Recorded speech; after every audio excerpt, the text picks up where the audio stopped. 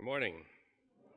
I think this is not the first sermon on the Beatitudes, right? Because it should be the third, as far as I can count.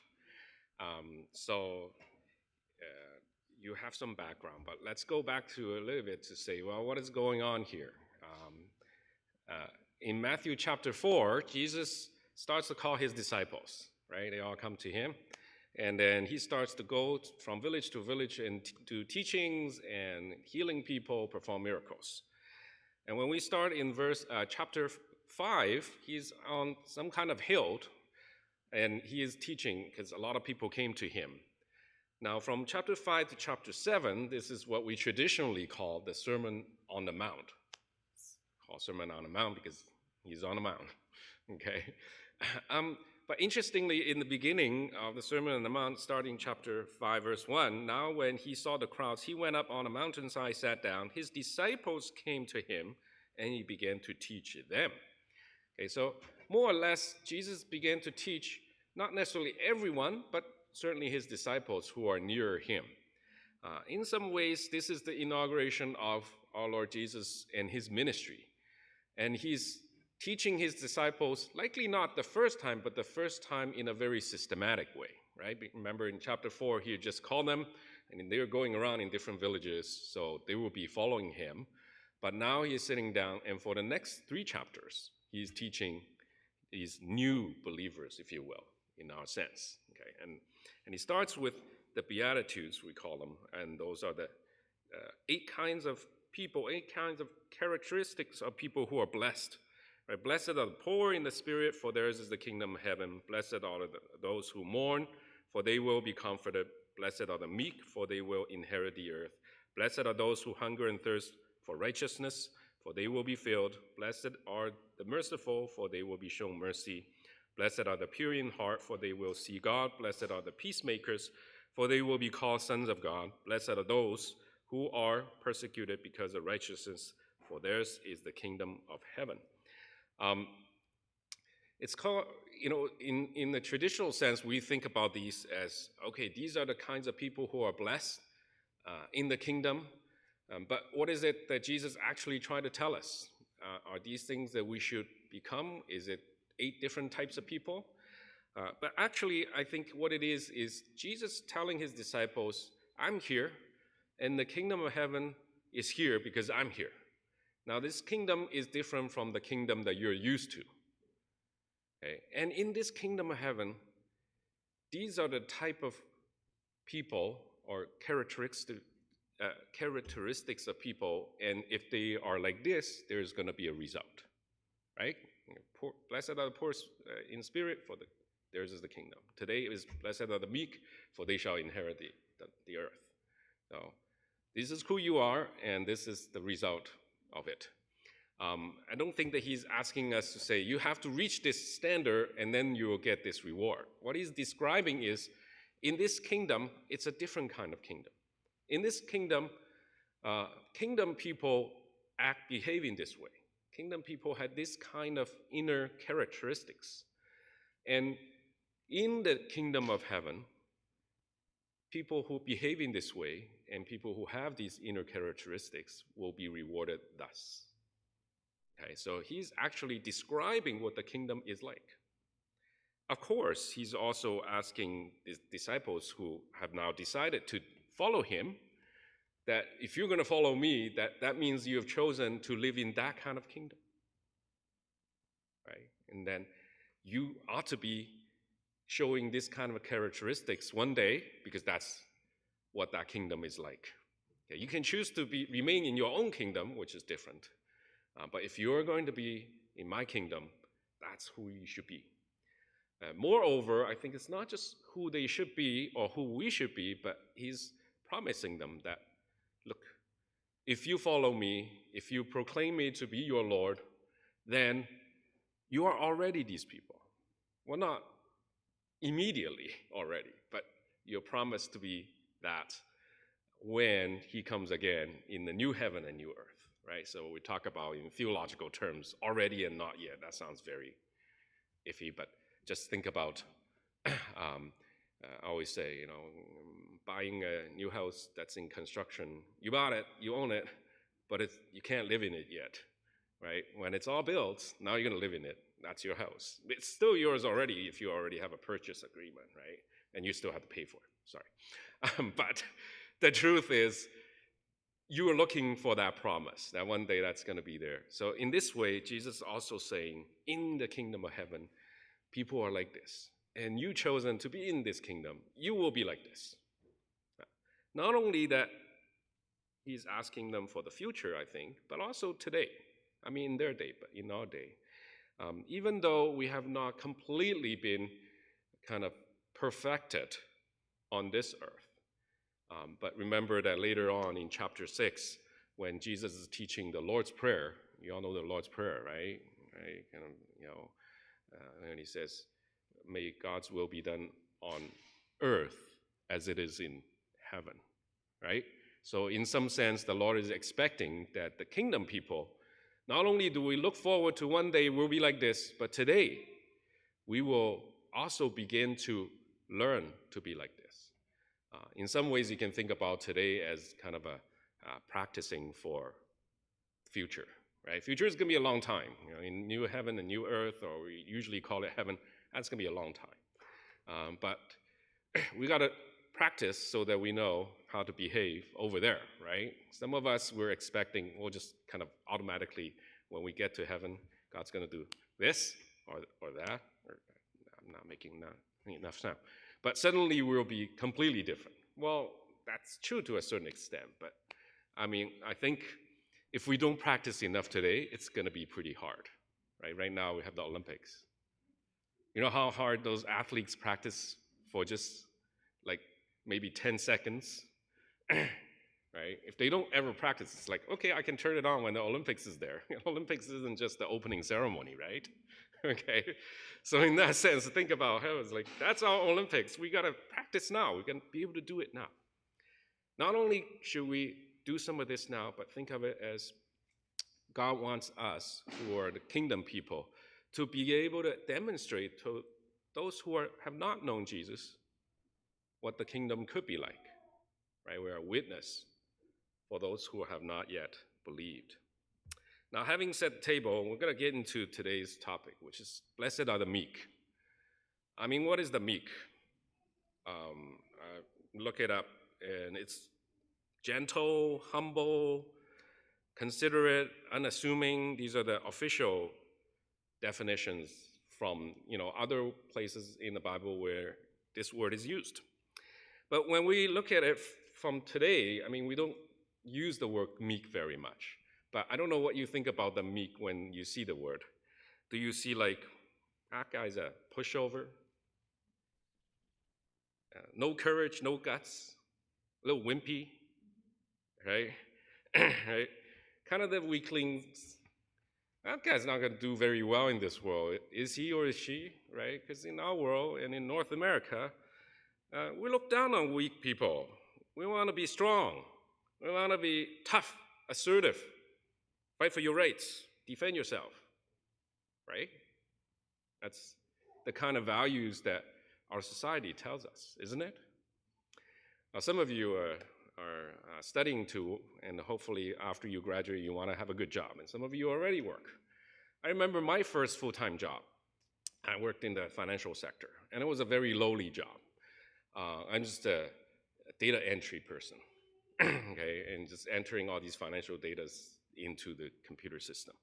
And equally, I get to sit in the back corner, the very back corner of the entire building, which, because we're financial, we're downtown, so it's like really posh financial sector, but I'm in the back corner. And just do really boring work, but need to be done, right, entering the stuff. But I was typing pretty fast, pretty good. And also, my bosses see that, oh, John is a guy who's willing to do some extra stuff. So they always pull me to do other things that's not in my job description.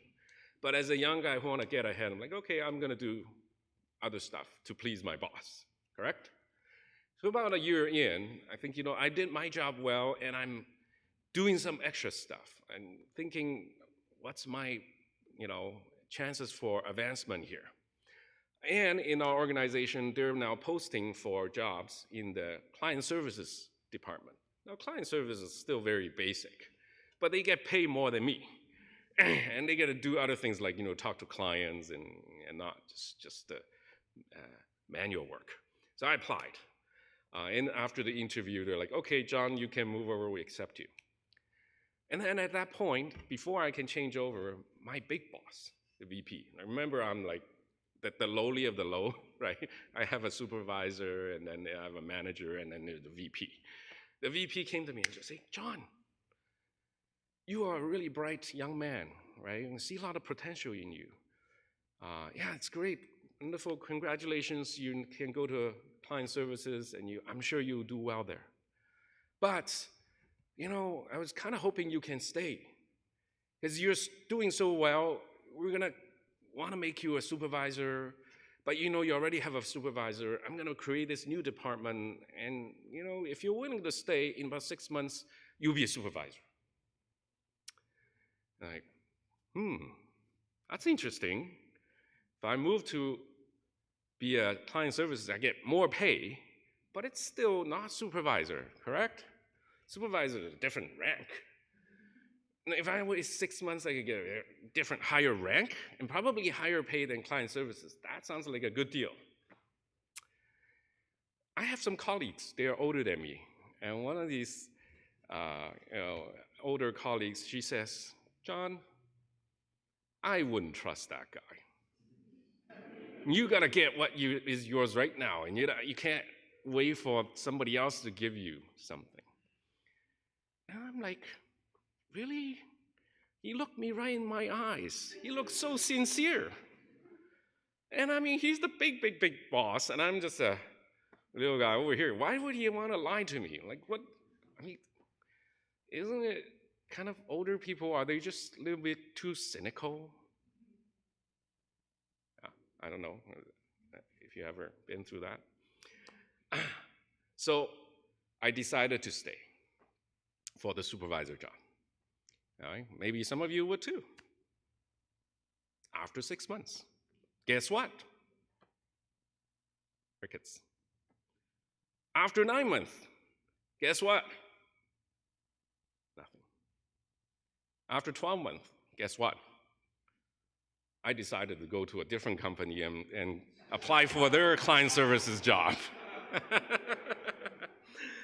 I learned my lesson. My older colleague, she's cynical, but she is right. In this world, gosh, if you trust people, if you don't fight for your rights, you end up with nothing.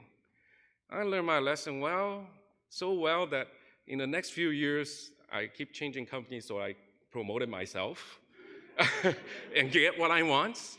Never anything that's totally out of line, right? I'm still a Christian, but just like, I'm gonna get what I need. That's the world we live in. That's what the society is telling us, right? How can you be the meek, a pushover? How can you be weak and still survive? What is Jesus saying? That doesn't make any sense, does it? Well, let's go and look at the Bible and we'll have to unpack that a little bit. First of all, I don't think that when Jesus said, blessed are the meek, he's not describing a pushover or somebody who's really weak, but he's talking about an attitude towards life. Attitude towards life. First of all, you want to know that there are only 2 people in the Bible who have been explicitly described as meek, using this exact word. Okay? Anybody want to guess? 2 people. Moses, that is correct. In Numbers chapter 12:3, the Bible says, now Moses was a very humble man. Humble, that's the word for meek. He's a very meek man, more meek than anyone else on the face of the earth.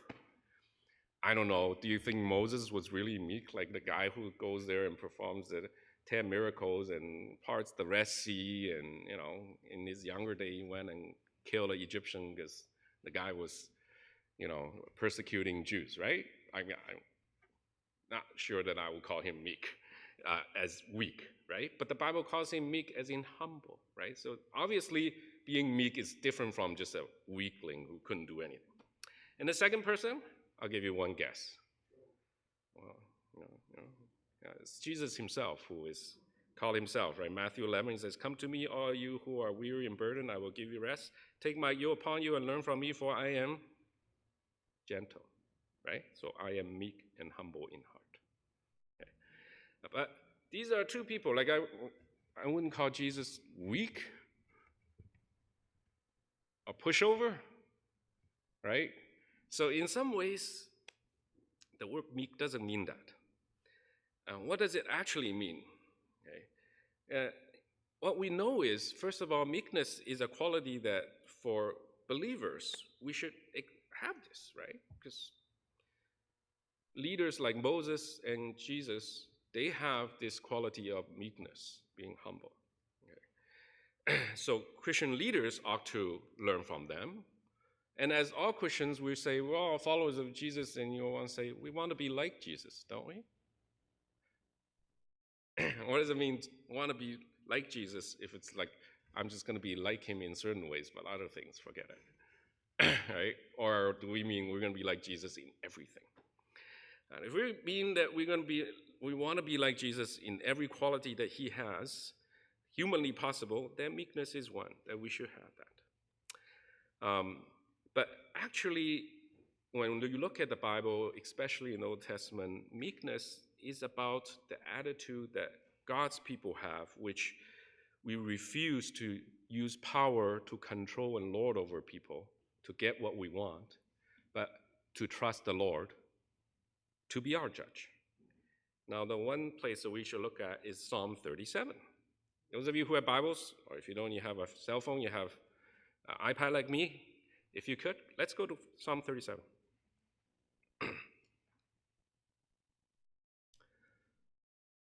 Okay, Psalm 37. When you get there, let's read together verses 1 to 11, okay? Or read together. I'm using the NIV version, but you can read in whichever version you want. Ready? 1, 2, 3. Do not fret because of those who are evil, or be envious of those who do wrong. For like the grass, they will soon wither. Like green plants, they will soon die away. Trust in the Lord and do good. Dwell in the land and enjoy safe pasture. Take delight in the Lord, and he will give you the desires of your heart. Commit your way to the Lord. Trust in him, and he will do this. He will make your righteous reward shine like the dawn, your vindication like the noonday sun. Be still before the Lord and wait patiently for him. Do not fret when people succeed in their ways, when they carry out their wicked schemes. Refrain from anger and turn from wrath. Do not fret. It leads only to evil. For those who are evil will be destroyed, but those who hope in the Lord will inherit the land. A little while, and the wicked will be no more. Though you look for them, they will not be found. But the meek will inherit the land and enjoy peace and prosperity. This is where Jesus is quoting from. The meek shall inherit the land, earth. So this Psalm 37 is talking about two types of people. They're contrasting the evil and those who are the righteous of God, or here is called meek, right? And the evil people, they're self-centered rather than God-centered. The evil people do whatever they want for their selfish gains. And they are always tend to be successful at first glance, right? And this Psalm 37 says, don't worry that they're successful. Don't be envious that they're successful, because that's very short-lived. Like the grass, just blow away, and it will wither. But what you should do, okay, you got to be still before the Lord. You got to wait patiently for him. You have to refrain from anger and turn from wrath. You have to trust in the Lord. You have to take delight in the Lord. Commit your ways to the Lord. Right? And those who hope in the Lord will inherit the land. And it's repeated. The meek will inherit the land. Therefore, the meek are those who hope in the Lord. Right? And now also understands a little bit about the promise. Right? When we read Matthew 5, it says, blessed are the meek, for they will inherit the earth. They're like, okay, but which earth? Right? It could be earth as in this planet. It's earth, it's a little bit of dirt on the ground. It's this earth, it's the new earth. But when you look at the context of Psalm 37, you understand better. Because in Psalm 37, it says, but the meek will inherit the land. Now, the land is a very specific religious term for the Jewish people. Whenever they hear the land, they hear the promised land. The promised land is not only a place that they were going to after Exodus, but that the land that they still have. Remember, after they enter into the promised land, each family, every household is given a piece of land. And that was never to be sold, never to be given away. Nobody can take it away. Despite the fact that throughout the years, there are a lot of unfaithful people in Israel and even kings who will steal or kill people to get the land. What this says here to those who are Jewish and Israelites in the Old Testament is that, don't worry. You wait on the Lord, you hope in the Lord, you will still have your land because that's God's promise. That land is God's promise to you, and he's going to fulfill that. Right? When we think about it in these terms, in our days, are there any Israelites here? I'm just assuming not, but we could. But I'm Chinese, so I don't have a land that's promised by God to me, right? But what it is, we can generalize and say, no, what Jesus is saying is, blessed are the meek. If you behave this way, if you have this kind of attitude, then God's promises for you will always be true. You have to wait and hope for it, though. Don't go and grab it yourself. See the contrast, right? The wicked are the people who grab it. Others, the meek, are the people who trust. And big contrast to that, I think there's a good example in the Bible.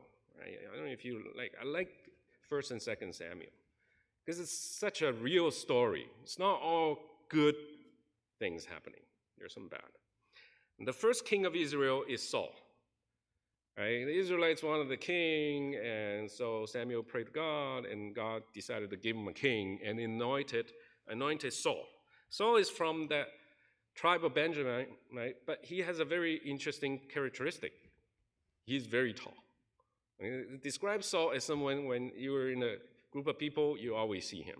Probably should be on the basketball team, right? And he's a very good fighter, right? So even though he was timid at first, but then he won some battles, and he's like, okay, great, let's go.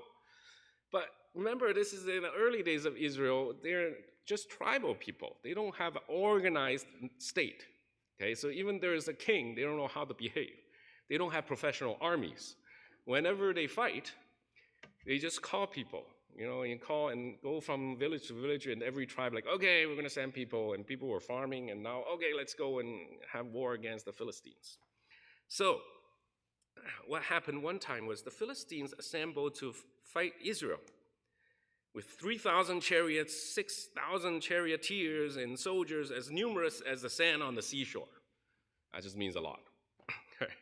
They went up and to this place unpronounceable by me. It's called Michmash, east of Beth Aven.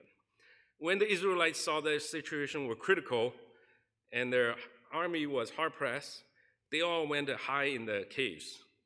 Okay, they were not coming out. They're high in the caves, thickets, among the rocks, and in the pits and cisterns. Okay, and some of the Hebrews, the Israelites, even crossed the Jordan and ran far away. It's like away from the battle. Now, Saul, he's the king, right? He remained in Gilgal, and all the troops with him were quaking with fear. He waited for 7 days. Why did he wait? Well, because he's waiting for Samuel, who is the priest, to come and to give an offering to God before they can go to war. Okay? And remember that they're not just a nation, but they are believers in Yahweh, in Jehovah. So they believe that God is the one that brings them victory. So before they go to war, the priest had to go and give an offering. But he waited 7 days, so no Samuel. Okay, and Samuel promised to be here at this time, but he's late. What is he going to do? Well, Saul's men began to scatter. You have a small army, they're already quaking, and they're leaving. So what does Saul do? Saul says, bring me the burnt offering and the fellowship offering. He offered the burnt offering himself. But just as he finished making the offering, Samuel came. And Saul went out to greet him. Samuel said, "What have you done?" Saul said, "Well, when I saw the people running away, and you haven't come, you're late. It's your fault. And people are running away. What was I going to do? I did the only thing I could." Right? So Samuel said, "You have done a foolish thing. You have not kept the command the Lord your God gave you. If you had, he would have established your kingdom over Israel for all time." But he didn't. And what's the difference? I mean, if I were Saul, I might have done the same thing because everybody's running away. There's a big army over there and your life is in balance. You're the king and you're supposed to lead. But the one thing he forgot was, well, who's supposed to lead? Who's winning this battle for Israel? Isn't the tallest guy in all of Israel? Isn't the king the great warrior? It's God who's going to win, right? And God could win even if he's the only person left. Right? And there's a lot of precedence because this is already 1 Samuel. If you read the book of Judges, and we hear that there are no army, nobody, and God just raised a judge and suddenly they won. You know, these things does happen in those days. But for Saul, no, he's the king. Now he has to make things work because that's what kings do. That's his downfall.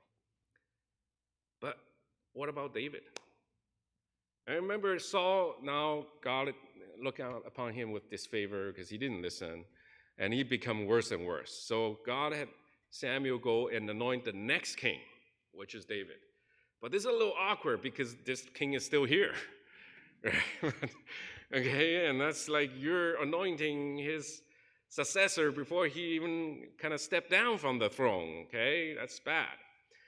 So all the time that David was out and fighting, and remember he killed Goliath, and then Saul even married his daughter to him, but he didn't like him because he knew all the time that's God's favor. God doesn't favor me, so he wanted to kill David. And finally he acted on it, and David had to run away. And run away high in the rocks, just like the other Israelites tend to do.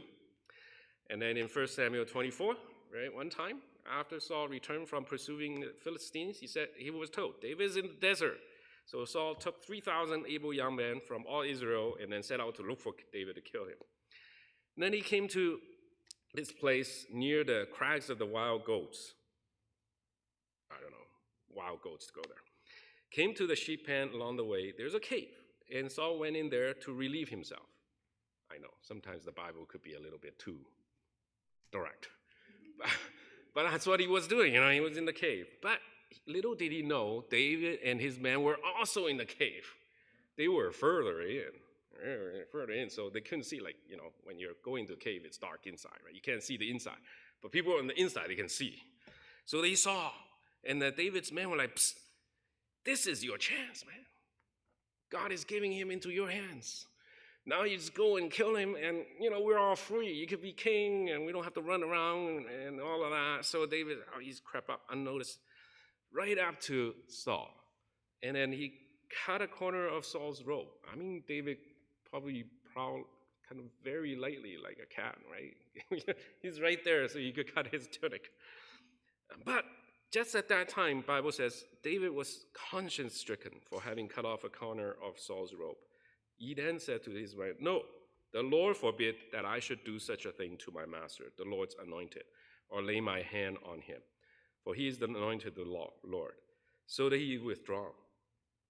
Right? And then he came out later and said, "Saul, I had a chance to kill you, but I didn't. You don't think of me as your enemy. I am not." It worked for a little bit, then it didn't work later. But that's not the point. The point was, David had his chance. He could have justified himself by killing Saul. His men told him, right? You were the anointed. You were the next guy anyway. What does it matter how you become the next guy? Just do it yourself. And the guy's trying to kill you, so in self-defense, whatever. But no, David's like, no, he's still the Lord's anointed. And what that means is, if God's going to take him off the throne, God's going to do it. I don't have any right to do that. If God's going to put me on the throne, God has his own way and his timing. I don't have a right to force that timing on. Do anything. right? That's the difference between David and Saul. Now I have to say, David isn't a saint, right? Read the rest of his story. Gosh, that's, you know, not really a saint at all. But at least for that moment, David was what Jesus is calling the meek. He didn't use his own ways, his force, his ability to get what's his. Well, it is belong to him, right? God has already anointed him, so that's his. But no, he didn't get that. He's willing to wait patiently for the Lord. He's willing to be obedient to God and be hopeful that God's going to do him right. What is his will be his in God's time. That's the difference. That's what Psalm 37 is trying to say. That's what Jesus is trying to say in this beatitude. See, don't always try to go get your way. And sometimes we're tempted to. But let God be God. If we really say he is God, then let our attitude and behaviors align with what we say we believe. That's a story from the Bible. What about us now, right? Nobody's going to be king next. Is there? No. And we don't have to hide in caves and nobody killing us. But in our lives, a lot of times, our faith is tested. Sometimes it's also invisible. Nobody's saying they're testing your faith, but it is, and you have to recognize that. Speaking of starting first job in the work, when Ruth and I, we were missionaries in Germany, and we have a bunch of Chinese students who study in Germany, and then they return to China to work. And so one time we were in China and visit one of the graduates. This guy's pretty smart. Like he is graduated a PhD from neurologist. Like he's a neurologist expert. So he went back and he's a big city. He got a job in the neurosurgery in the hospital. He did some research and coupled with teaching and all of that. He invited us to join him for supper in his house, and it happened to be a day where he's had the weekly Bible study in his house. So we went, and we're like, boy, you, for a neurologist PhD, you live in a kind of a, not the best places in town. He was in the apartment block. Seems to be falling apart a bit. It's not really new. And they live in the first floor, and they rent a place. And we'll go in, like, boy, that's a very small apartment, because you go in the door, and facing the door is a kitchen. And his wife is cooking. The kitchen is really small. Like, if I go in there, there ain't going to be another person who could fit in that kitchen. That's how small that is. Okay? And then we go past the kitchen, bathroom, and into the living room. And actually, the living room is also the bedroom, because they have a bed there, and then there's a sofa beside the bed. Like, that's not very big. They're a family of 3. They have a little boy who's 6 years old. I'm like, okay, so you're holding a Bible study. Like, how many people come? So, I don't know. It's usually like 10, 12, sometimes 24. We're like, okay, that's very small. Where do you sit? Okay, how can you fit so many people? But anyway, that night was like including us 15 people. So we all sat on the side of the bed and on a couch and a couple chairs. And his wife cooked dinner. And so his Bible study group, most of them, they were just 22 to 27-year-old, like first or second job.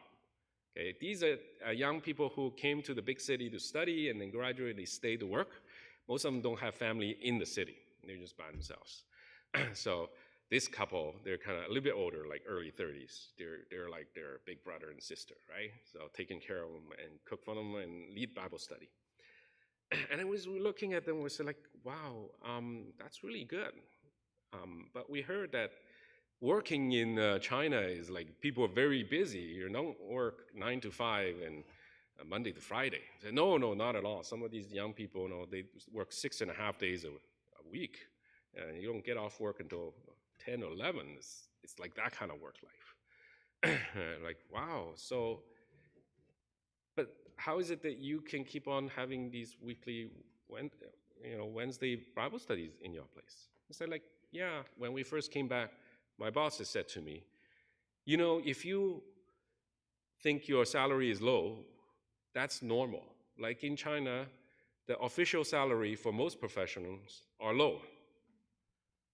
But there are other ways of making money. Most people rely on other ways of making money to make a living. Okay? So there are many other ways. What are the things that you can do? So if you are in a kind of a teaching hospital and you teach, well, your students from time to time might bring you red pockets. Not for no reason, right? Maybe you can help them with it. And then people who come here, the hospital don't charge. It's a public hospital. But, when they go to see a specialist, or if they need to do a CT scan, or if they do any other stuff, that's going to cost them some money, right? And the hospital gives commissions. So you have to kind of understand how this works, right? So if you're working there, you have a regular salary. That salary pays for his small apartment in a kind of rundown place. That's it. But you can make a lot more money if you receive regular red pockets from your students and you get commissions from referring people to do all kinds of tests and things. And that's just how the norm is, right? And he says, but I didn't want to do that, though. I don't think that I could do that in good conscience. Besides, I didn't want to spend that much time just at work. I do wanted to serve. So he decided to do more at church. He is trying to bring up this group of young people who are new to work, right, to strengthen their faith through Bible study. That's his choice. He could have chose something else, make a more comfortable living for themselves. And this is pretty much the norm in China. He wouldn't be out of step. But because of his faith, he chose not to do that. But he actually trusts God that, I'm getting paid less than I could have, but I'm doing something that I think God's going to be pleased with. And God can take care of me, or he can decide not to. Doesn't matter. That is my faith. So, the meek, they're not the weak. But in some ways, they're rather strong, right? You have to have a really strong faith to be able to make sacrifices and make good choices. Make choices that might have adverse financial situation for yourself. Make choices that other people might look down on you on and laugh at you. Okay? But you can be strong in your faith. And these are people who are willing to let God be God and rely on God for justice, for fairness, and trust that God's going to do as he promised, give you what he's promised. One question you might have is, well, does this actually work in our world? Can I just tell you the truth? Probably not. Okay. If I had a chance and talk to myself years ago when I had my first job, I would still say, John, keep your eyes wide open, because if you choose to trust someone, you got to be prepared for really bad consequences, right? But if you're going to steel yourself to just be like everybody else and go get what's yours and use the world's way to get things, you could absolutely do that, and you might be very successful. But where's your faith then? Would you be losing not only your faith, but your soul, right, and who you are? But the truth is, this is not going to work in this world, really. I mean, if you want to do this, which Jesus says we should, we're going to prepare for not necessarily the best consequences. Okay. So then, what is our hope then? Of course, we hope in the future. But I think this is also a place where the gathered faith community comes into place. Out in the world, when you go out and work, I'll tell you what, being a Christian isn't easy. You're going to have to make a lot of choices. But here, in the faith community, in the church, which we call a faith community, we should be different, right? Like, we should be able to exhibit some of these kingdomness, shouldn't we? And we can be here together and behave in this way and trust that God is here with us. And this is the kingdom that's being manifested. And that at least here, in this faith community, this will work. And not only that, this is the place where we can be a witness to others outside. And to tell them, there is another way. There is a better way. There is a different hope because there is a different God than the one that they know. And we can invite them into this system, right? The last story, in my job with Canadian Baptist Ministries, I travel a lot to different places. And in the world, it's a world full of war and all kinds of disasters, as you know, and a lot of people who are just being forced to leave their homes. They are forcibly displaced. At the end of 2023, the UN calculated there are about 117.3 million people who are forcibly displaced from their homes. They didn't want to leave their home, but they have no choice. Right? 117.3 million. And it's a terrible existence to have, and most people have traumatic experiences leading them to leaving. One of these refugee camps I've been to is in Lebanon. In Lebanon, there are a lot of Syrians coming over because of the Syrian civil war since 2011. And then there are others, in Lebanon who are already poor, or they are the people who are marginalized. But there are a lot of ministries there. One of these ministries from our Baptist partners over there is kind of a peace and reconciliation program, trauma healing program for women. And I talked to this young university graduate, a Christian. She is doing her first job. And it's like, okay, I run these groups. And these small groups where these refugee women come, and we try to work through them, teach them the Bible, but also help them to heal from their trauma and help them to learn to make a living. Every now and then, there's a grant from an NGO or bigger organization of the government, so we can select some of the beneficiaries from the group, give them some money, so they can start a small business. But one of these things didn't go well. She said, well, what happened? She's like, well, I have this group of 12 women. And then there was only, at that time, one grant for one business. And when she announced it, some of the women started to fight. And they really beat each other.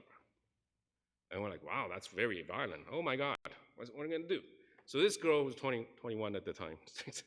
She tried her best to calm everybody down. And had to separate them. And then ask them, what is going on? So there are two women who are really hostile against each other. The one woman, she says, well, I'm Syrian, okay? And I come from Syria. When I was Syria, I had a family. She is a Shia Muslim. When she was in Syria, she had a family, 2 sons, husband. Her eldest son have some illness and brought to the hospital, but by the time they waited for him to come back, the hospital said he's dead. And they only got his body back. And when they have the body back, actually, he's missing all the internal organs. Because there's a big kind of discrimination between the Sunnis and Shiites, and they were Shiite, kind of the minorities there. And then the war broke out. And as they're facing the possibility of war every day, one day this letter came to their home, and her younger son went to get the letter. And when he opened the letter, it exploded and killed her son because it's a letter bomb. And then now she lost both sons, and she and her husband are trying to get away from Syria and go to their neighboring country, Lebanon. But as they were running away, the civil war in Syria is raging, and these armies are shooting at each other. And on their way through the mountains, she and her husband were separated. She could not find her husband. She made it to Lebanon and went to this refugee camp, but she doesn't have anything. She's like, everything I hold dear was taken from me. My husband, my sons, they're all dead. So guess what? I'm not going to let anyone else take anything from me ever again. Right? So when this grant came up, he's going to fight for that. over another person. So then the young woman talked to the second woman who was fighting. Can you tell me what's happening? Why are you so angry? This second woman is not Syrian. She's Lebanese, like local. And he's like, well, you're Lebanese. Why are you in this refugee camp? She said, well, because a few years ago, she was gang raped. But because her family is also in the Islamic faith, and in the Islamic faith, when you're gang raped, you're defiled. So her family doesn't want her anymore, feeling that she's defiled. And she has no home to go to. And she ended up in the refugee camp with all the other Syrians. Okay. And she said that, well, I'm also someone who's a victim, and these Syrians, they're getting better treatment than me, right? Because in Lebanon, they treat the Syrians as refugees, so they get a lot more goods. But if you're Lebanese, they don't think of you as refugee in that way, right? So it's like, why should they get more than me, right? I'm also a victim here, and they always get things from the governments and the NGOs. I'm gonna fight for my rights. Right? They're fighting for their rights. I was like, well, what did you do then? I asked this, because it's like, okay, both women have their kind of strong reasons, and when I hear their stories, I feel for them, like, but there's only one grant. And then the story took a really happy turn. It's like, yeah. And then she was able to talk to them and pray for them and lead them to Christ, but also tell them, you know what? Maybe you should be in business together. There's one grant. Doesn't mean it has to be for one person only. And this 21-year-old is helping these two women to find out what they can do together. And in fact, they ended up to be a perfect match, because one of them is really good at business. She's able to be a business manager. The other woman really liked to bake, so they opened a bakery together. One is baking on the inside, the other is taking care of the store. And now they become wonderful friends and able to, have a thriving business together in the Lord. When I hear this story, I'm like, wow. I'm stunned at the level of the tragedy that befall these women. Like, when we say we have problems, I mean, we don't have the same kinds of problems, right? And I'm admiring this 21-year-old, right? Some of you are 21 or older, right? I am, by a lot. I'm not sure that I have the wisdom to do anything that she just did, right? She did. But I am just impressed with this kind of the hope that could be there. If you've ever been to Lebanon, there are a couple of million refugees. They have no hope in the world. Most of them have the exact same experience as these two women. But for these two women, now they have some hope, right? That's what it's like. The world outside, there's a different set of rules from what Jesus said. Okay? But for us, for you, if you are Christ followers, like the first disciples, if you say, I want to follow Jesus, well, Jesus said, this is how you're going to follow him. And maybe we have to suffer some in the world, that's for sure. Maybe not to the degree that these two women have, but certainly it isn't going to be pleasant. But do we believe that God's actually going to make good his promises? Do we believe that the meek are blessed? That is actually blessed. Right? Do we believe that? If we do, it behooves us as a faith community. We can create a little community that we can behave in the way consistent with what Jesus is teaching us. And to have that little hope spreading from here to outside. Much like in Lebanon, even though there are only two women, but there is some hope in a hopeless place. Right? And when you have some hope, that hope can spread. And others can see and be wondering, well, how could they do it? Maybe I want that too. And I hope they hear in Logos Baptist Church, in our English congregation, in this faith community, we will believe in what Jesus had taught. We are willing to follow despite the cost, but we are also able to create that kind of a community. We can show people what the kingdom is really like and why is it so beautiful. Let's pray. Lord, we come to you and we thank you because you taught us. You taught the first disciples, you also teach us.